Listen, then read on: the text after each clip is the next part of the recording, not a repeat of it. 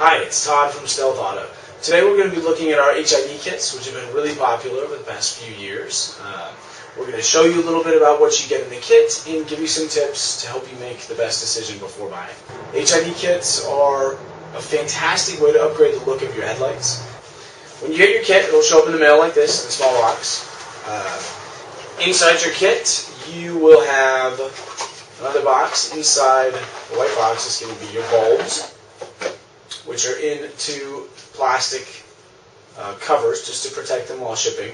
And the HID bulbs are actually really sensitive. You want to not touch them with your fingers. Your fingers have oil on them, and if the oil, if you have enough oil on your fingers when you touch the bulbs, when that oil heats up, they can cause the bulb to burst. So it's a really good idea to wear gloves or just avoid touching the bulbs entirely. And there's, you just have to be careful as you're installing them in order to do that.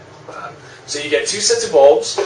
You're going to get two ballasts, one of which I'll just leave in there for now. So let me explain a little bit about how this connects to your factory wiring harness. And your main wiring harness that runs the entire engine compartment will have a connector that goes to your headlights. That connector can be unplugged, and the part that comes from the factory harness can go into the ballast instead of into your old headlight.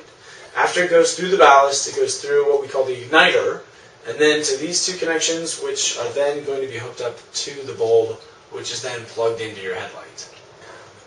One thing about the headlight bulbs, when they come from us, you may notice that there are two sets of wires that go through this rubber grommet here. There are a few headlights that will make use of both of these, but most of them will not. So don't get worried if you plug your headlights in and you have an extra piece here. The reason some cars need this is that they have an assembly inside the headlight that you want to protect with this rubber grommet. You want to protect it from moisture.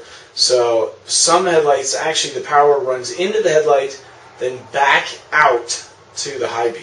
So like I said, most of the time it's not used. So what we're going to do for this install we're doing today is actually cut the grommet off. I'll just give you guys a closer look. This grommet can be cut. It's not going to be used because the seal is actually done in the headlight where the headlight connects. On the plastic with this blade, as you're spreading it apart, it'll pop right open, and it will keep you from cutting the wire that you don't want to cut like that. So that's one is out. Now we've got our bulbs ready for the install. We've got our ballast, our igniter, our connectors, which are very easy to figure out. They can only plug together one way, so you don't have to worry about positive or negative confusing you. There's only one way to do it. So we'll plug these in.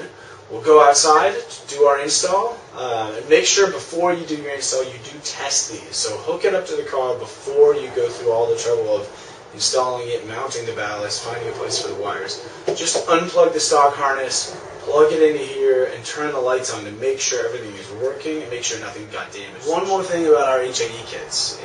BMW, Mercedes, Range Rover, and all the Chrysler, Dodge, and Jeep vehicles, I highly recommend getting a set of our anti-flicker HID capacitors.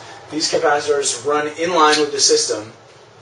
Basically, they intercept the kit and the stock wiring harness, and these will trick your factory system into thinking it is the original 55-watt HID or 55-watt headlight installed, as opposed to the new 35-watt HID kit.